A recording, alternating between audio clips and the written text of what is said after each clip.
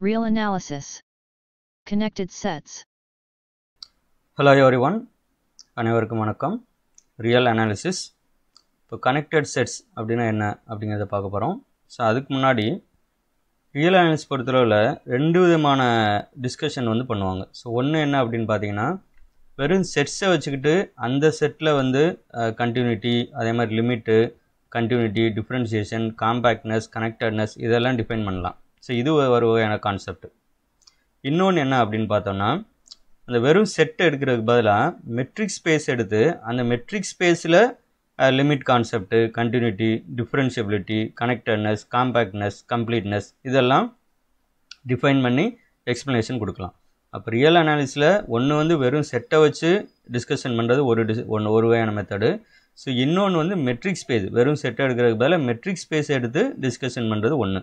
அதனால் நீங்கள் படிக்கும்போது வெறும் செட்டா அல்லது மெட்ரிக் ஸ்பேஸான்னு பாருங்கள். ரெண்டுக்கும் பெரிய சேஞ்ச் கிடையாது. இப்போ ஃபார் எக்ஸாம்பிள் நம்ம டெஃபினிஷனில் ஃபஸ்ட்டு சொன்ன மெத்தடில் ஒரு கண்டினியூட்டியோ அல்லது இந்த மாதிரி இந்த இடத்துல நமக்கு வரும் modulus of x minus a less than epsilon அப்படின்னு கொடுத்துருப்பாங்க. நம்ம கண்டினியூஸில் வரும், டிஃப்ரென்ஷியபிலிட்டி அந்த மாதிரி இடத்துலலாம் இந்த மாதிரி வரும், இப்படி வரும் ஜென்ரலாக. அப்போ இங்கே இது எப்படி சார் மாற்றுறது அப்படின்னா, இந்த மார்லஸ் ஆஃப்ங்கிறதுக்கு பதிலாக மெட்ரிக் ஃபங்க்ஷன் அந்த d of x comma y அல்லது எக்ஸ் கமா ஏ இந்த இடத்துல இப்படி கொடுத்துட்டோம் அப்படின்னா இது மெட்ரிக் ஸ்பேஸ் ரிலேட்டடான டெஃபினிஷன் அப்படின்னு மாறிடும். ஸோ இந்த ஐடியா எல்லா இடத்துக்கும் பொருந்தும், நீங்கள் மைண்டில் வச்சுக்கோங்க. ஸோ இப்படி எழுதுறது இப்படி எழுதிக்கலாம். ஆனால் எப்போவுமே டி அப்படின்னா இதுதான் அப்படின்னு அர்த்தம் இல்லை. ஏன்னா நமக்கு தெரியும் நிறைய வகையான மெட்ரிக் ஸ்பேசஸ் இருக்குது. அதில் ஒன்று தான் இது மார்லஸ் எக்ஸ் மைனஸ் ஒய்னு. ஸோ இந்த மாதிரி தான் மாற்றிருப்பாங்க. ஸோ இதான் கான்செப்ட்டு. ஸோ இதை எப்போவுமே மைண்டில் வச்சுக்கோங்க. ஸோ இங்கே நம்ம டெஃபினிஷன் பார்த்தோம் அப்படின்னா கனெக்டட் செட். இப்போ கனெக்டட் செட்ஸ்னால் என்ன அர்த்தம்? A set E contained in X. இதில் எக்ஸுங்கிறது மெட்ரிக் ஸ்பேஸு, ஈங்கிறது அதோட subset. Is set to be connected. ஒரு subset of metric space connected அப்படின்னு சொல்லணும்னா, if E is not a union of two non empty separated sets. அந்த ஈங்கிற செட்டை ரெண்டு நான் எம்டி செப்பரேட்டட் செட்ஸோட யூனியனாக எழுத முடியாமல் இருக்கணும். இது இங்கே தான் கவனிக்க வேண்டியது. நாட் அ யூனியன் போட்டிருக்கு, யூனியன் அப்படின்னு போடலாம். இப்போ இந்த இடத்துல பார்த்தீங்கன்னா செப்பரேட்டட் செட்ஸ்னு வருது. அப்போ நமக்கு செப்பரேட்டட் செட்ஸ் அப்படின்னா என்ன அப்படின்னு தெரியணும். ஸோ இப்போ அதை நான் எக்ஸ்பிளைன் பண்ணுறேன். Separated sets, any two subsets A and B of a metric space X are set to be separated. இந்த A and B if A intersection B bar equal to empty set and A bar intersection B equal to empty set. இதில் B bar அப்படிங்கிறது closure of B, அதே மாதிரி ஏ பார் அப்படிங்கிறது closure of A.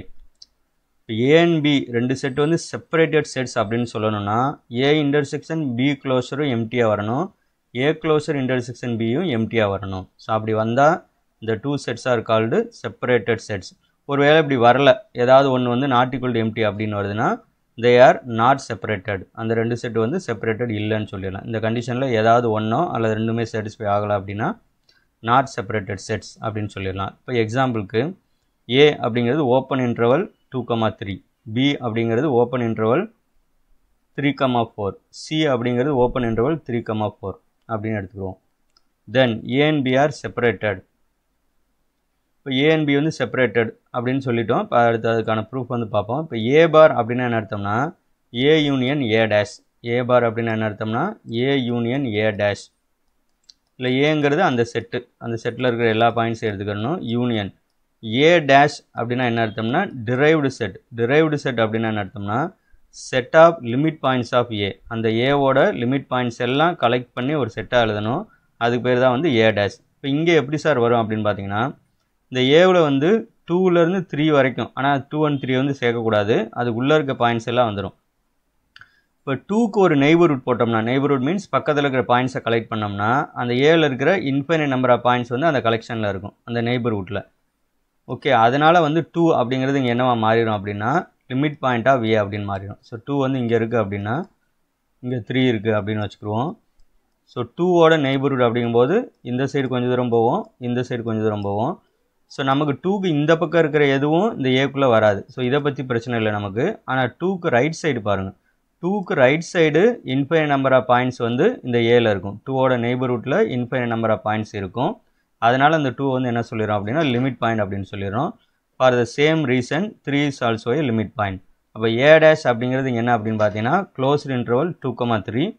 Already ஏங்கிறது open interval 2,3. So open interval 2,3 union closed interval 2,3. அப்போ ஏ பார் வந்து என்ன வந்துடும் அப்படின்னா 2,3 அப்படின்னு வந்துடும். ஸோ அதே மாதிரி பி பார். ஸோ பிங்கிறது ஓப்பன் இன்டர்வல் 3,4 அப்படின்னா பி பார் அப்படிங்கிறது க்ளோஸ்டு இன்டர்வல் 3,4. சிங்கிறது நம்ம அதே தான் எடுத்திருக்கோம். இப்போ சி பார் அப்படிங்கிறதும் க்ளோஸ் இன்டர்வல் 3,4. இப்போ நம்ம என்ன செக் பண்ணணும் அப்படின்னா ஏ பார் இன்டர்செக்ஷன் பி பார்க்குறோம். அதாவது ஏ க்ளோசர் இன்டர்செக்ஷன் பி. ஏ க்ளோசர் அப்படிங்கிறது க்ளோஸ் இன்டர்வல் 2,3 இன்டர்செக்ஷன் பி அப்படிங்கிறது ஓப்பன் இன்டர்வல் 3,4. ஸோ இதில் பார்த்தீங்க அப்படின்னா காமனாக ஒரு எலமெண்ட் கூட கிடையாது. இந்த 3ங்கிறது கண்ணுக்கு தெரியுது. பட் அந்த 3 வந்து ஏ க்ளோசரில் இருக்கும், ஆனால் 3ல் இருக்காது. ஐ மீன் பியில் இருக்காது. 3 வந்து பியில் இருக்காது. அப்போ இன்டர்செக்ஷனில் இருக்காது. So empty set. இந்த கண்டிஷனை முதல் செக் பண்ணியிருக்கோம். A bar intersection B. அடுத்து A intersection B bar.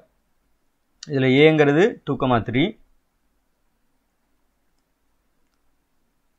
B bar வந்து 3,4 க்ளோஸ் இன்டர்வல் 3,4. ஸோ இந்த ரெண்டுக்கும் இன்டர்செக்ஷன் போடணும். ஏ வந்து ஓப்பன் இன்டர்வல் 2,3 க்ளோஸ் இன்டர்வல் கிடையாது, open interval 2,3 intersection close interval 3,4. அப்போ ரெண்டுக்கும் இன்டர்செக்ஷன் போட்டோம்னா எம்டி செட் கிடைக்கும். Therefore A and B are separated. A and B are separated. இதில் சிங்கிறத வந்து க்ளோஸ் இன்டர்வலை எடுத்துக்கிறோம். ரெண்டு ஒரே மாதிரி வேணாம். சிஏ வந்து க்ளோஸ் இன்டர்வல் 3,4னு வச்சுக்கிடுவோம். அப்போ C bar closure of C என்னதான் வரும்னா 3,4 அப்படின்னு தான் வரும். ஸோ அப்போ ஏ அண்ட் பி வந்து செப்பரேட்டட்னு ப்ரூவ் பண்ணியாச்சு. ஸோ அடுத்து ஏ பார் இன்டர்செக்ஷன் சிக்கு வரும். ஏ க்ளோசர் வந்து என்னென்னா க்ளோஸ் இன்டர்வல் 2,3. வெறும் சிங்கிறது வந்து 3,4 க்ளோஸ் இன்டர்வல் 3,4. ஸோ இதில் பார்த்தீங்கன்னா 3 வந்து காமனாக இருக்குது. இதுலேயும் இருக்கும், இதுலேயும் இருக்கும். அப்போ இது வந்து 3 சிங்கிள்டன் செட் 3 வரும்.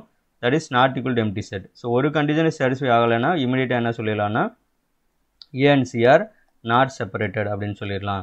ஸோ ஏங்கிறது ஓப்பன் இன்டர்வல் 2,3, பிங்கிறது ஓப்பன் இன்டர்வல் 3,4, சிங்கிறது க்ளோஸ்டு இன்டர்வல் 3,4. இதில் ஏ அண்ட் பி வந்து separated sets, A and C வந்து செப்பரேட்டட் செட்ஸ் இல்லை. இப்போ பி அண்டு சி வந்து எப்படி இருக்கும் நமக்கு பார்த்தாலே தெரியுது. 3,4 இதுக்குள்ளே இருக்கும். அதனால் பி அண்டு சியும் செப்பரேட்டட் செட்ஸ் கிடையாது. Important remarks. All the separated sets are disjoint. நீங்கள் ரெண்டு செப்பரேட்டட் செட் எடுத்தோம் அப்படின்னா அது கண்டிப்பாக டிஜாயிண்ட்டாக தான் இருக்கும். ஸோ டிஜாயின் செட்ஸ்னால் என்ன அர்த்தம்? They have no common point. So ஒரு பாயிண்ட் கூட காமனாக இருக்கக்கூடாது. அதாவது இன்டர்செக்ஷன் வந்து எம்டியாக இருக்கணும். அது பேர் தான் டிஜாயின் செட்ஸ். இப்போ எல்லா செப்பரேட்டட் செட்ஸுமே என்னவாக இருக்கும் கண்டிப்பானா டிஜாயின் செட்ஸாக இருக்கும். இதோட கான்வர்ஸ் பார்ப்போம். டிஜாயின் செட்ஸ் வந்து செப்பரேட்டடாக இருக்கணுமா அப்படின்னு கேட்டால் தேவையில்லை. Need not be. So disjoint sets வந்து செப்பரேட்டடாக இருக்க வேண்டிய அவசியம் இல்லை. இப்போ இதிலே எக்ஸாம்பிள் பார்த்தோம் அப்படின்னா ஏ அண்ட் பி எடுத்துக்கிடுவோம். ஸோ இதுக்கு எக்ஸாம்பிள் வந்து ஏ அண்ட் பி. மேலே இருக்கிற எக்ஸாம்பிளில் ஏ அண்ட் பி வந்து செப்பரேட்டட் செட்ஸாக இருக்குது. அஸ் வெல் அஸ் என்னவாக இருக்குது அப்படின்னா டிஜாயிண்ட்டாக இருக்குது. ஸோ இதுக்கு எக்ஸாம்பிள் வந்து ஏயும் சியும் எடுத்துக்கிடுவோம். ஏயும் சியும் பார்த்தீங்க அப்படின்னா ஏ அப்படிங்கிறது ஓப்பன் இன்டர்வல் 2,3, சிங்கிறது க்ளோஸ்டு இன்டர்வல் 3,4. சியில் 3 இருக்கும், ஆனால் ஏல வந்து இருக்காது. அதனால் ஏ இன்டர்செக்ஷன் சி வந்து எம்டி செட். அப்போ ஏ அண்டு சி வந்து டிஜாயின் செட்ஸ், ஆனால் என்னவா இல்லை அப்படின்னு பார்த்தீங்கன்னா செப்பரேட்டடாக இல்லை, நாட் செப்பரேட்டட். ஓகே. ஸோ இந்த ரிசல்ட் ரெண்டுமே வந்து ஞாபகம் வச்சுக்கோங்க. இப்போ இதை டெஃபினிஷனை வச்சுட்டு கனெக்டட் செட்டுக்கு வந்து எக்ஸாம்பிள் சொல்லணும். இப்போ கனெக்டட் செட் அப்படின்னா it is not a union of two non empty separate sets. ரெண்டு நான் எம்டி செப்பரேட் செட்டோட யூனியனாக எழுத முடியாமல் இருக்கணும். ஸோ எக்ஸாம்பிளுக்கு ஓப்பன் இன்டர்வல் 0,1. ஸோ இந்த ஓப்பன் இன்டர்வல் 0,1 வந்து என்ன பண்ண முடியாது அப்படின்னா டூ நான் எம்டி செப்பரேட் செட்ஸோட யூனியனை எழுத முடியாது. Therefore open interval 0,1 is a connected set. Thank you and all the best. R. Suresh Kannan, Assistant Professor of Mathematics, CSIR NetSet TRB PG Polytechnic Maths Trainer.